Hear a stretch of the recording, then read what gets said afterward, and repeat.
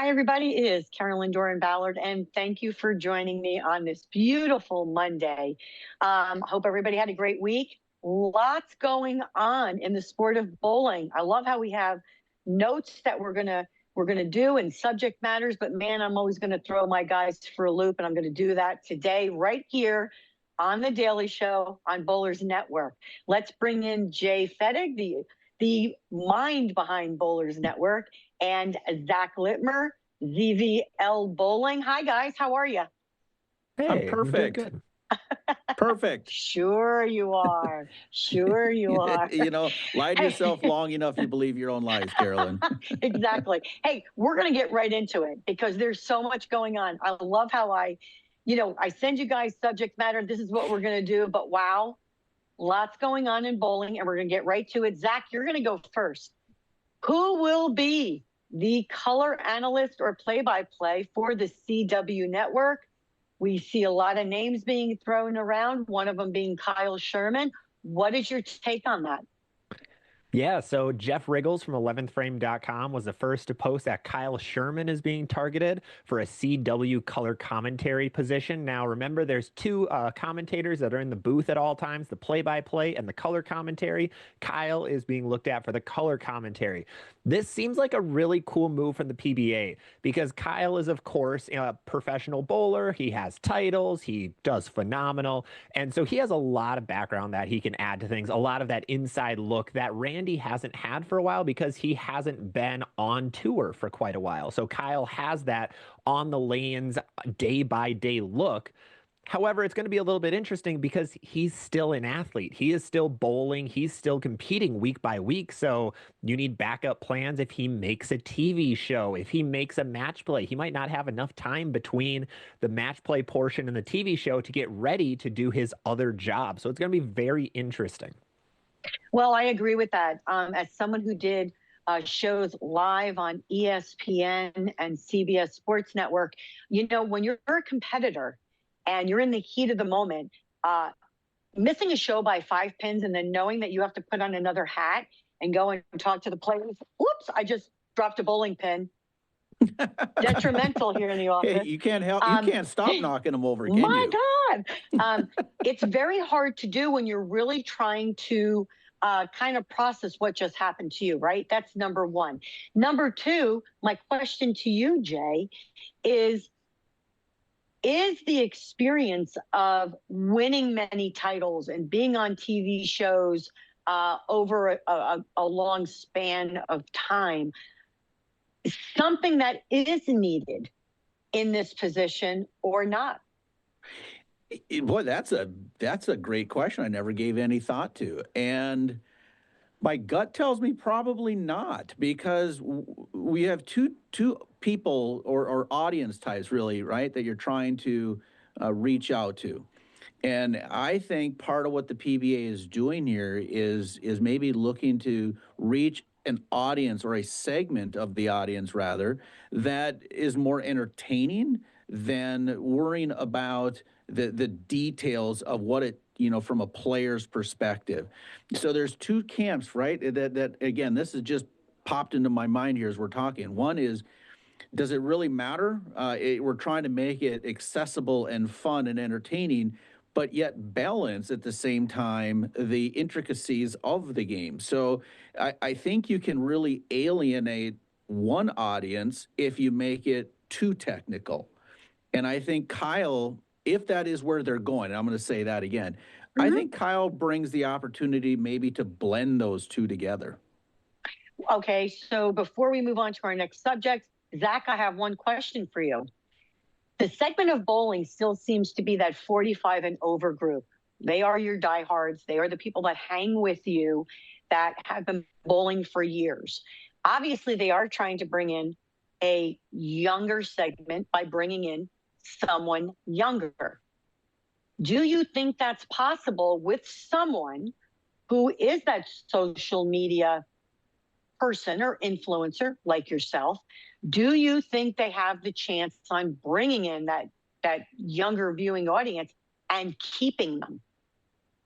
Yeah, I think if anybody can, it will be someone like Kyle. Kyle is one of the largest YouTubers in the bowling space. Him and Brad Miller were really the pioneers in the space. Just checking, they're at 220,000 YouTube subscribers. Very crazy numbers. And I know I can't unfortunately see their demographics on all of those subscribers and their viewers, but just using my own and trying to compare it because it'll probably be a close-ish percentage, is that's around that 30 to 40 range is the #1 spot on YouTube. But then there is a lot in that under 30 range that do follow them. You can see that through their videos at Pro-Ams when they showcase some of their fans, things like that. They have a really big group of younger fans. And one of the issues with the PBA in the past was you had Randy Peterson, who, of course, was a PBA bowler, Hall of Famer, all of that. But a lot of people didn't know who he was if you're under the age of, say, 30. Like, for example, for me, I'm 28 right now. And when I first started watching PBA stuff, I didn't know bowling history at all.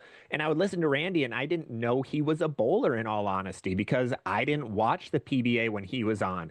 I was just a little too old for when I was watching. So I think bringing Kyle in will bring in a different demographic of people who recognize him, who know him, who follow him, who feel like they know him on more of a personal basis because they see him in so many videos.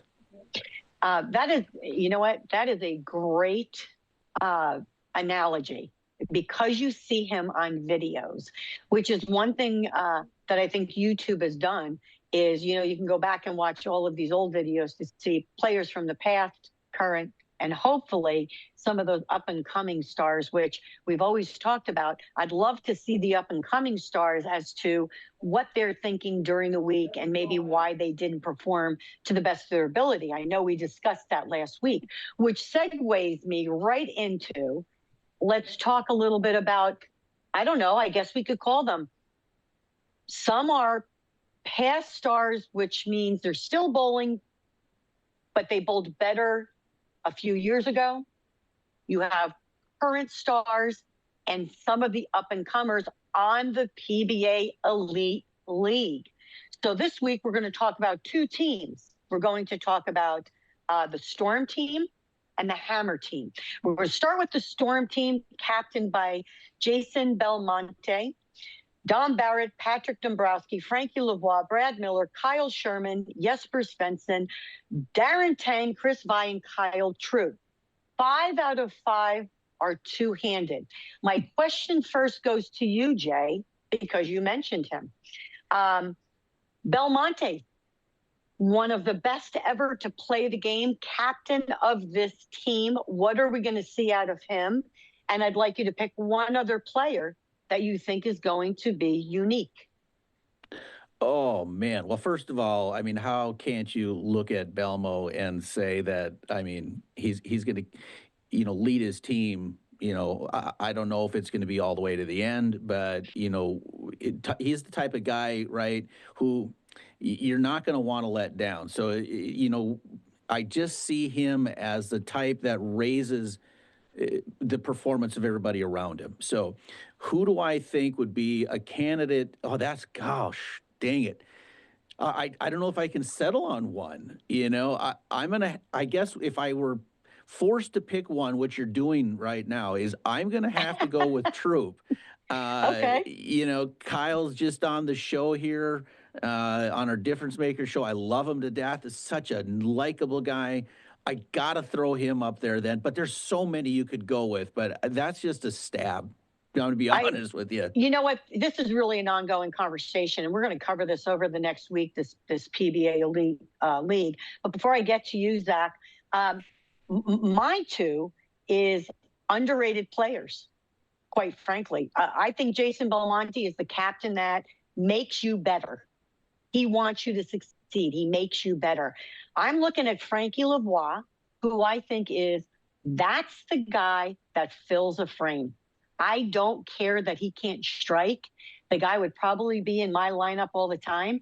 He fills frames, and then when he gets lined up, he strikes with the best of them. So in my opinion, Frankie Lavoie, probably one of my favorites. But can you take out of the mix Don Barrett, who is back with Storm? I think Don Barrett is one of the best bowlers. I could watch him bowl for days. So Zach, my question to you is, how do you build this Storm team? Who are your starting five? Oof. That's a hard question. There's a lot going on with this Storm team that I could spend like 30 minutes talking about. Like you mentioned, there's a lot of two-handers. The one thing we didn't mention, and me being the content creator guy in the space, I have to bring it up. 5 of these guys have their own YouTube channels. Technically 6 with Belmo. He hasn't really posted, Right. but Storm made the fan favorite team by far. They have probably 500-ish thousand subscribers between their and everybody on their team. So big kudos to Storm for making a team that just has such a big social media following. That's a really good thing for the PBA and for Storm and for these guys. It's kind of a win-win-win situation. So I wanted to bring that up. I just saw that, which is crazy. But for a starting 5, this team is nuts. Like you said, Dom Barrett is my personal favorite. I've loved Dom for a long time. He can throw on anything. Doesn't matter. The brand doesn't matter if he has to throw urethane or not. He knocks it out. Of course, Belmo, I think, is a big one. Brad and Kyle haven't had the greatest last couple of years. But, I mean, I don't even know if Brad is exempt this year. But I think those two can hold their own against a lot of them. Jesper can win on everything as long as he can keep throwing a urethane. You're going to see him in a starting 5. Darren had a phenomenal summer, so I could see him making a good run this year. He's really mastering the two-handed side of his game with his big switch that happened last year. I think he won a regional, maybe 2 regionals, if I remember right. And then, of course, Kyle and Chris Vi are going to be 2 that have to make that top 5. So if I have to pick, long story short, would be Vi, Troop, Belmo, Barrett.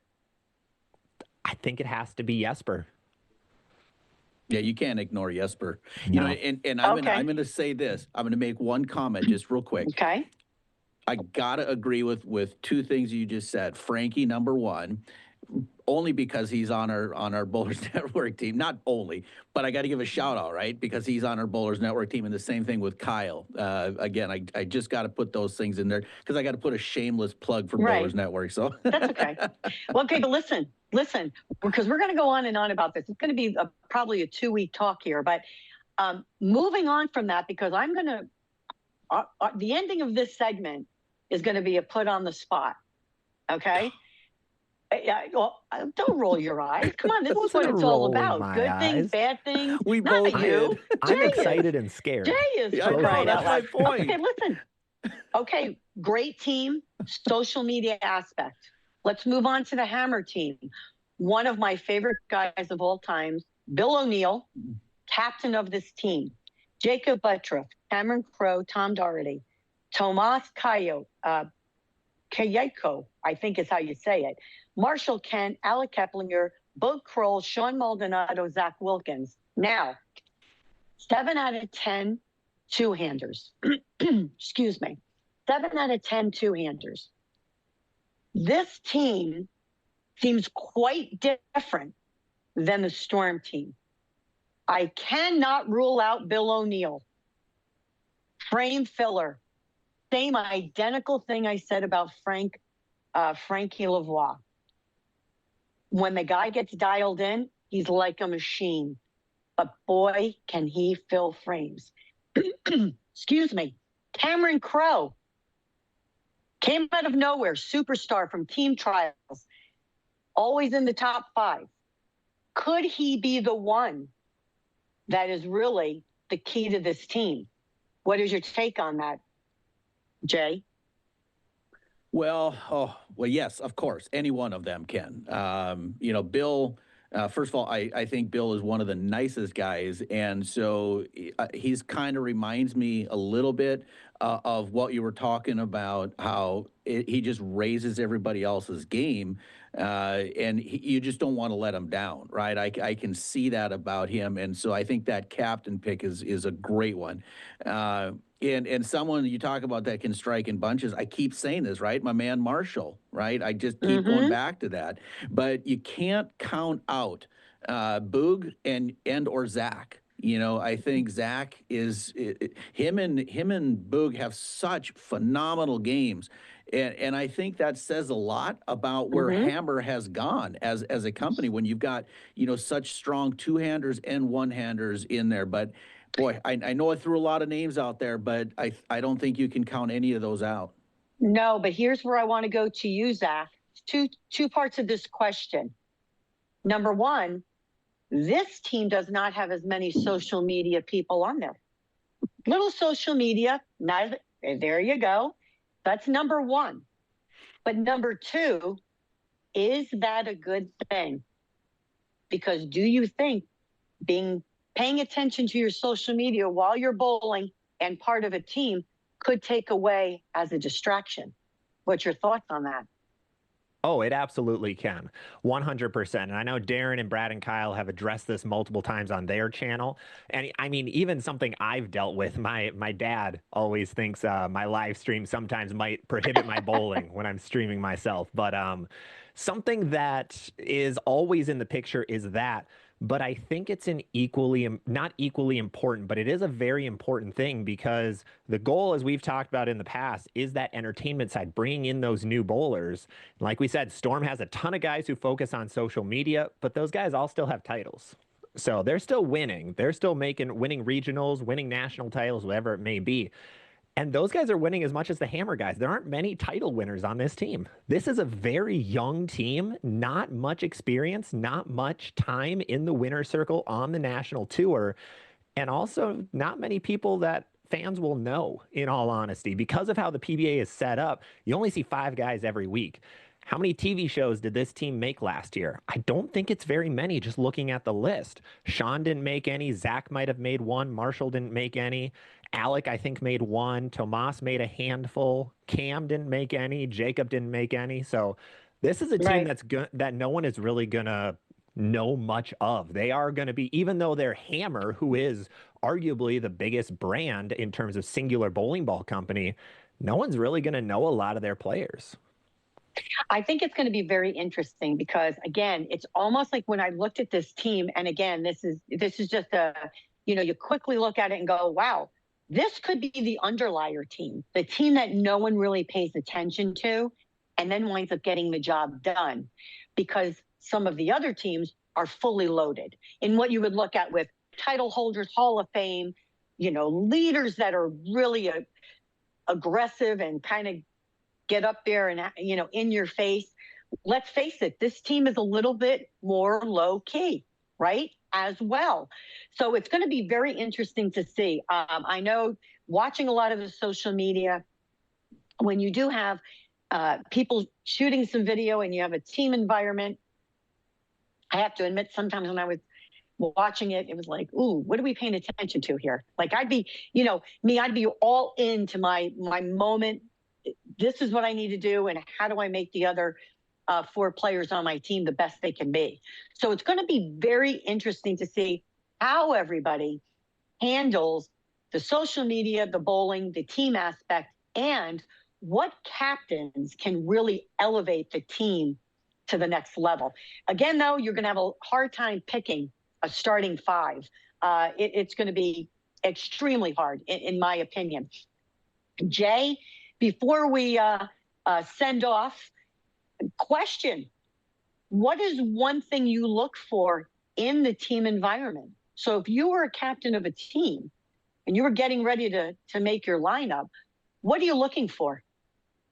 I'm going to go back and I'm going to say something. I'm going to point to a video, and maybe we can tag this somehow in here, that you and Parker recently did, talking about a team, and first of all, that video was phenomenal. I loved how you guys structured that. So I think 2 things are important: your leadoff and your anchor. And you guys addressed that very, very well. I think your leadoff has to be somebody, like you keep saying, right, in this talk right now, Phil Frames, right? Right. Someone that you can count on.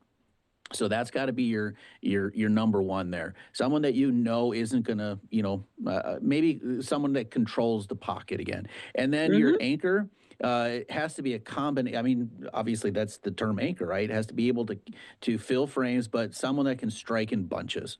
That when they get lined up, they can carry the team. They handle themselves well under pressure. So those are the 2 things that I would look for. And again, admittedly, I'm stealing from what you and Parker talked on.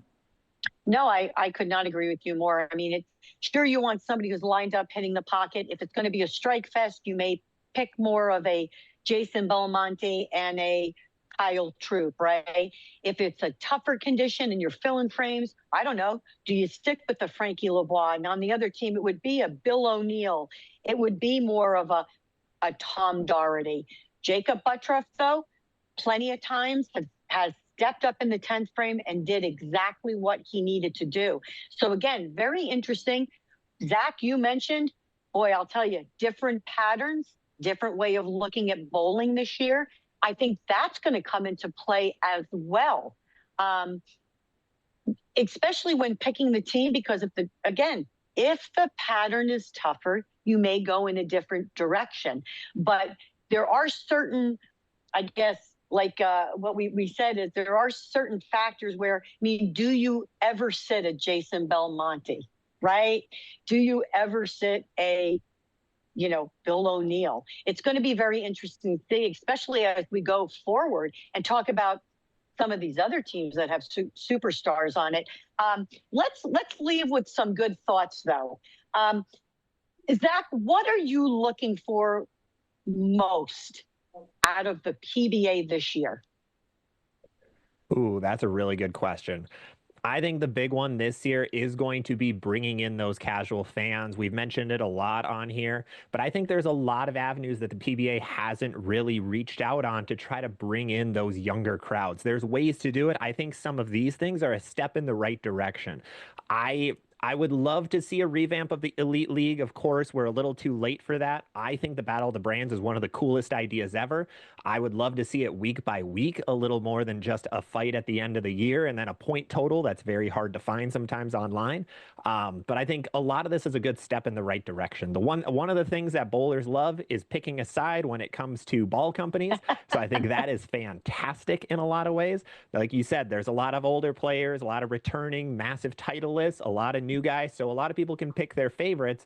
Now we just need to find a way to be able to get those guys some publicity. If the PBA can find ways to truly get a Cam Crow the publicity that his personality deserves, I think that would be a massive win for the PBA, because while all the competition is fantastic, the patterns look fantastic, the tournaments this year look fantastic, we just got to bring in more people. So how do we bring the limelight more onto a lot of these players? And like when we talked about Peter Murray a little bit, he did that with some of his past positions. So I'd really love to see that in 2026. I love that idea. And Mr. J, Yes, sir. I want your yes, take. What are you looking forward to with the PBA? Again, Zach just mentioned we've got some Hall of Famers still that will be coming up that we will discuss, like a Tommy Jones. What are you looking forward to most from this PBA season? Number one, and I think a lot of people might share it as well, is it prize pool.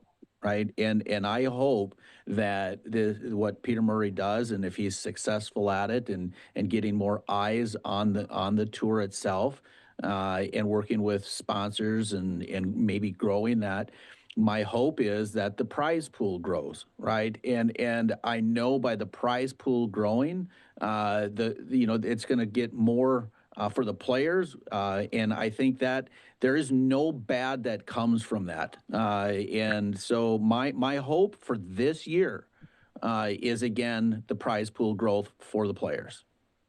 Well, I'm going to wrap this up with this. I'm going to go out on a limb and say we cannot go backwards, right?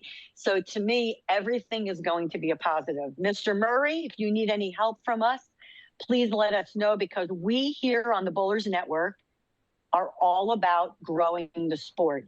Zach, Jay, as always, thank you so much for your insight. I look forward to seeing everybody Wednesday at noon on The Daily Show, where we are here to grow bowling. Have a great day.